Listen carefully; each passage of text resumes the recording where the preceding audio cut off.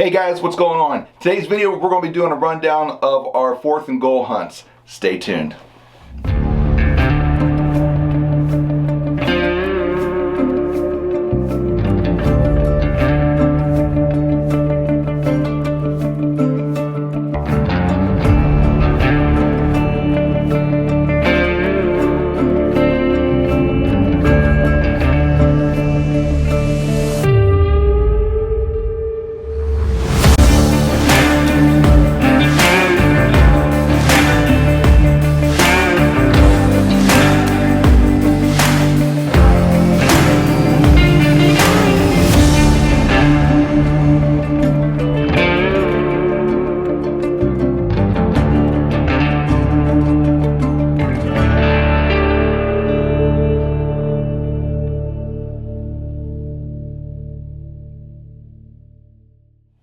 Alright guys, so we're going to be starting off with our 4th and goal hunts on February 6th and 7th. So it's the last 2 days of Ohio's archery season for whitetail.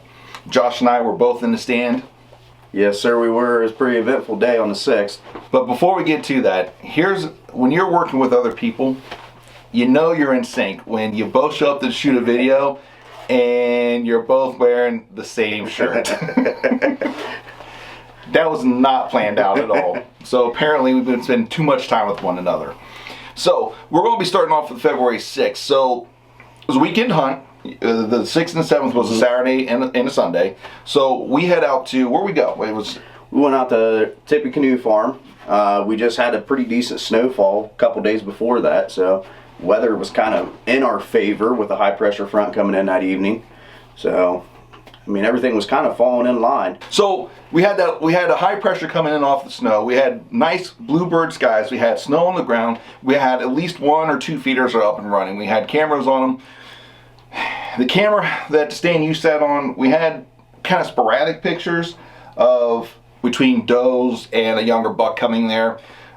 Since you were lucky enough to tag out on the buck opening day, you were still looking for that antlerless deer yet to kind of help fill the freezer a little bit. So you head down to that stand, and then I end up taking my saddle with me, and I went to another location that we've never even hunted before, right?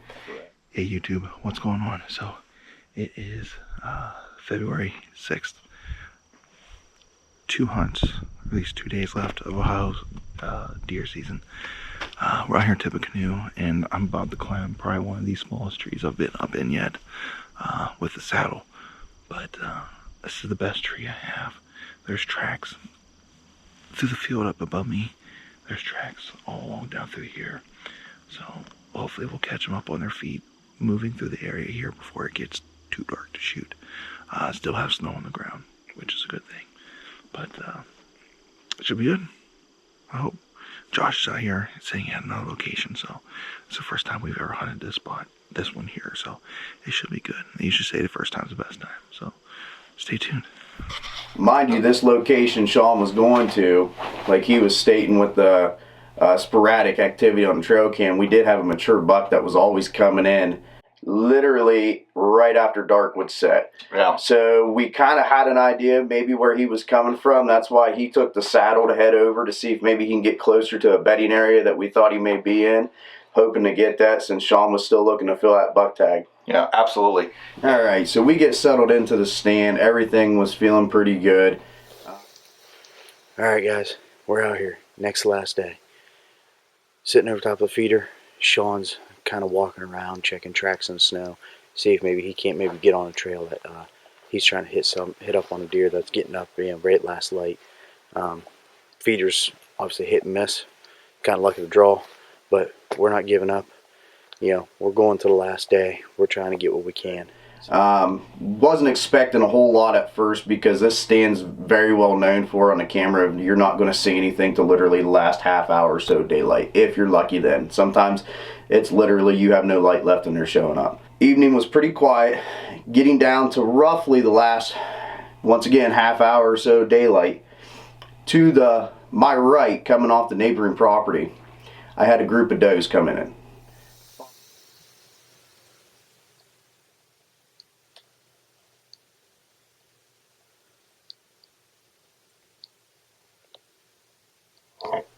Five of them. last time we in the previous video that you may have already seen by now, this would have been the same group of does minus one doe. They come down off the property, off the hillside, and they're slowly working their way over to the feeder. This unfolds for probably 10 minutes of footage I got. It takes for them to get down off that hill and just even to get one doe in front of that feeder. I mean, it was a long process.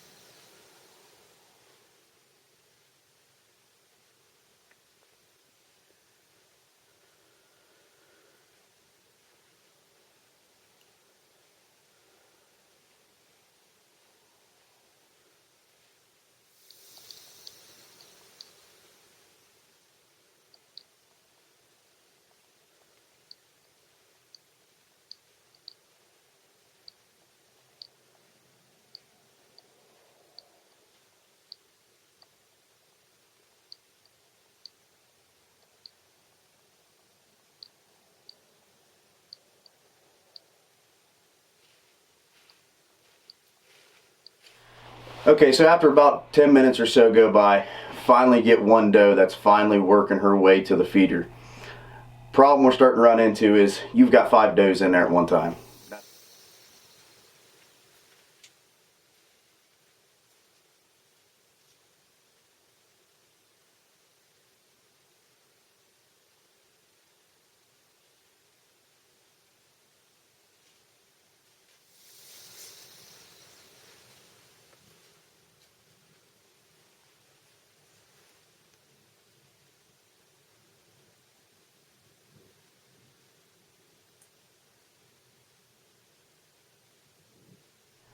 I finally get to the point where I'm at full draw and this doe's not quite giving me a shot yet, so I have to let off. My arm's getting shaky, don't want to risk taking a bad shot. Right.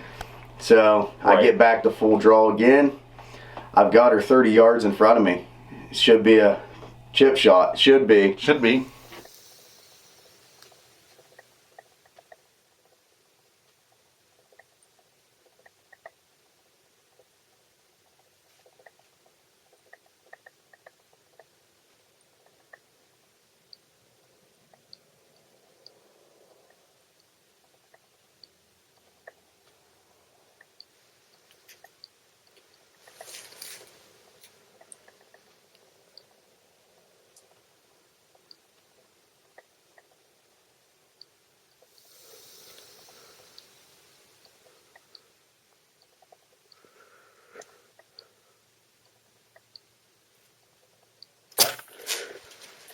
But come to find out, a big old swing and a miss. So it kind of leads me to a thought here. So I was sitting here, and I put some time and thought into this one, so you guys will appreciate this. So what does Josh and the Green Bay Packers coaching staff have in common? Took Aaron Rodgers out of the game. That's all we did. We took our best player out. They both choke at 4th and goal. So, anyways, listen, it happens to the best of us. You know, I had my miss earlier in the season. Josh had excitement that evening. As for me, I didn't see nothing. You had a rabbit. You had a rabbit. Okay, I take that back. There was a rabbit that him and I were having a stare down with one another, and I was like, I don't know if I really want to waste a $13 head on this rabbit. You normally have small game heads with me, but I didn't that day. So little bunny Fufu got to live on that evening. So, but anyways, so that pretty much wrapped us up for February 6th. Now, we said 4th and goal. We're now really getting into that 4th and goal. Maybe more minute setting is more like it's the bottom of the 9th. You're down by 1 run, and you've got at least 1 runner on the bags, and it's 2 outs. With 2 strikes, 3 balls. Well, actually 2 strikes, no balls. Game is on the line right now, right? So Game 7 of the World Series. This is it. This is it. Everything's out there. Because this right now, this moment, you have 9 months. After the sun goes down on February 7th, you have 9 months before you get to do it again. A little over 9 months. So here we are. We head out to another farm in Tuscarawas County. We head out. We got a game plan in mind. It was the game plan we had before in an earlier hunt, but the wind wasn't right and it didn't work out for us. So Josh and I, we head back there. I got the saddle once again. I'm going to push down a little bit further. Josh is staying up on the ridge behind me, just because there's a lot of trails coming in and out of there. We all know that they're going to eventually end up crossing the top of that ridge that will, if they get past me or around me where I don't have an opportunity at them, Josh is going to get an opportunity at them. So we set up, we go down, I get up in my tree in the saddle, and it's one of those things when it comes to late season, you get there early enough so you don't spook them out of their beds. You don't try to push too far. You want to try to intercept them between bedding and food where they're going. So I head in, I get up in my tree. I'm in a perfect ambush spot, following along about 3 or 4 trails that are kind of coming together there. And now it's just a waiting game, waiting for them to decide it's time for them to get up. Right around about, I want to say 4:30ish, 5 o'clock, I see a doe and then 2 more does, and they're starting to work their way towards me.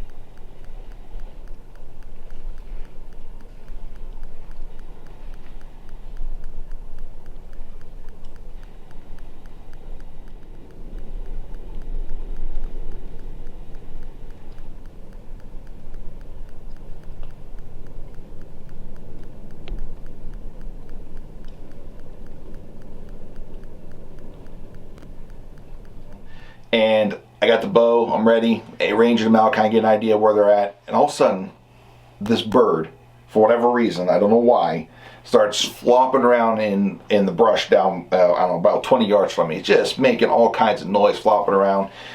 This time of year, a deer hears anything that it doesn't like, they're gone. They're gone.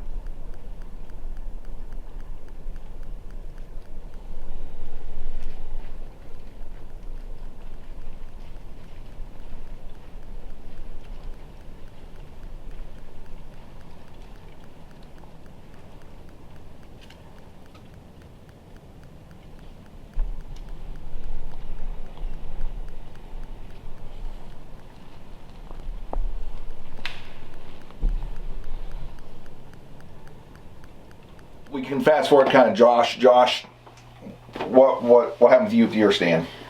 Absolutely nothing. There wasn't a single sign of anything. I had trails cutting out everywhere. You can clearly see where they've been walking. So then, unfortunately, the sun set that day, and we both went home to lick our wounds because now we have the drought of 9 months until we can be back up in the tree stand again, chasing after probably our favorite game species, and really North America's most favorite game species as well. So guys and gals, thank you so much for sticking with us. This is our 4th and goal ending here. Josh got an opportunity. I had an opportunity that didn't manifest, but hey, it's called hunting, right? Mm-hmm. They call hunting, not killing. Exactly. So stay tuned for upcoming videos because we're going to have kind of a season breakdown of the entire deer season. They'll be following this video probably in a couple of weeks. But until then, guys and gals, stay safe out there, and God bless you guys.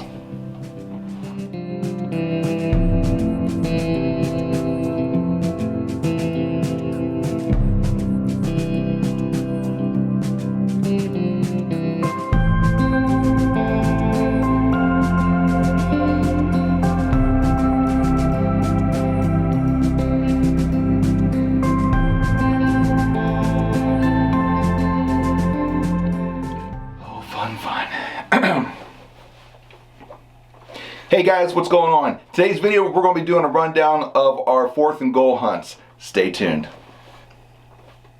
See how easy that was? That's why I just let you do my stuff. It's real easy. Just me and Samuel just sit here and let you do all the talking. I don't know.